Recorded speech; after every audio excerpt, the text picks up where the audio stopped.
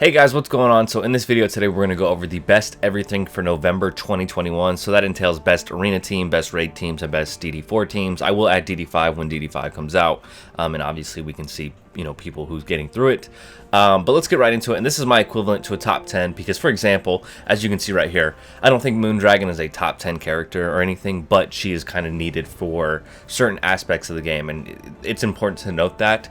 So let's get right into it. So our best faction team, and what I mean by faction team is basically, a team tag. So it could be Kree, it could be Shield, could be Avengers, could be Astonishing X-Men, something like that. But our best faction team is Infinity Watch, as you can see right here. They're just a great team.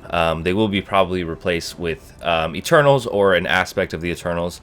But even then, I think they still would be like the best faction team. So let's move on to Arena. So our best arena right now, as you're watching this tonight, Omega Red will come out. I really don't think he's going to be an impact on Arena just yet. I think when the Eternals come, that's when he will start to intertwine with them. But for right now, I just think it's Infinity Watch. I think going forward, it'll probably be a legendary suit, but that will take time to adjust, and I will talk about that in the best December stuff. Even I don't know what it'll be, but I would assume the two Eternals, Omega Red, maybe Doom, and obviously if someone has Dormammu, and then maybe like Warlock or Phyla-Vell or something, because Phyla-Vell's pretty beefy, but I could be wrong. Best U7 team, so if you're trying to get into U7 and get through U7, I think you should just run with Astonishing X-Men. I think they're really, really solid.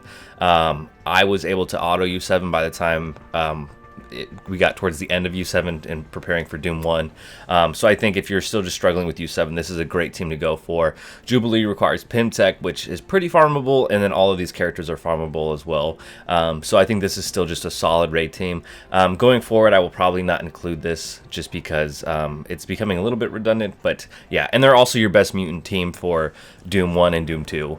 I don't think Omega Red's going to replace anyone on this team. I think people undervalue Iceman and Kitty Pryde. Now, I don't think they're that great, but I think when it comes to the terms of Mutant Raid, I think they kind of finalized how good Astonishing X-Men are, especially with Iceman slows. I think Kitty Pryde is the one that you can probably take out if you want to, but even then she applies dodge to some people, and that can help save them.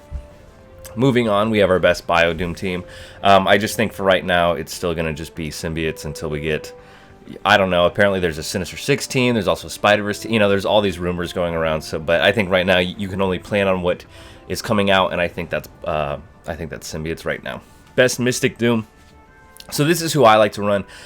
There's a little bit of variation you can do. You can obviously do Adam Warlock.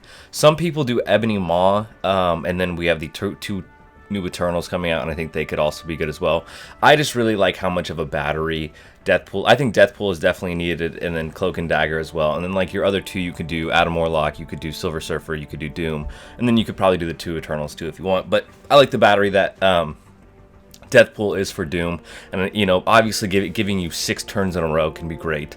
Also, Silver Surfer is just a tank in himself. So, and then Cloak and Dagger are just perfect for raids as well, especially with the turn meter rewind that I think Cloak does. Moving on to best tech. So right now I think there's really 4 solid tech characters, and then there's your 5th who you can plug in whoever you want. This is who I'm using.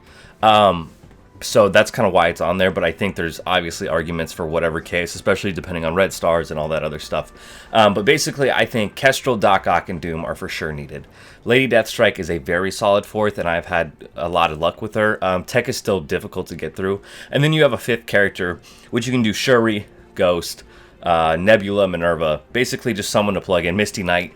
And essentially, it should hopefully help you out. But at the end of the day, if they die, it's okay. You just really want the main 3, and then hopefully Lady Deathstrike survives. But yeah, tech is just no fun right now. Hopefully we get a tech team in the future, and that will alleviate some of it. But for right now, I just think this is your best bet. Doc Ock is probably obviously I think Kestrel and Doom are tied for how good they are and useful they are in tech, and then Doc Ock is also really good, but not at the level that Doom and Kestrel are, and then Lady Deathstrike is just below Doc Ock, and then like I said, just a 5th for whatever. I like to run Shuri because basically I just like her deflects that she can have, the energy that she gives, and the defense up. That's pretty much why I run her. Her heal is kind of nice, but I don't really depend on it. I just hope that Doom can get his ultimate, and that will help out. Going on to best skill Doom. So it's just going to be Secret Avengers with Kestrel. there's tons and tons of video about how good they are together. But basically, anytime you have Sharon Carter giving defense down with one of her special or ultimate, I can't remember off the top of my head. Then Maria Hill with her shield troopers are always nice. Captain Sam with the turn meter, and then Shang-Chi is just a big ball of damage, and he's awesome. If you don't want to level up Shang-Chi, I use Gamora still. Sometimes I use Moondragon. I actually use Sharon Carter for the boss node, and then I use Maria Hill, Kestrel, and Captain Sam, and then Moondragon and Gamora together, going up to the boss node, just because I like their damage and I have a little bit more invested into them. So it's obviously what you can invest into. But skill, like I said, I think Moondragon with Gamora is a good option. I think Gamora by herself is a good option. But I think this is kind of your best team that you can go in there with. All right, moving on to best DD4 global team. I just think it's, secret. You're going to be building up Secret Avengers anyways.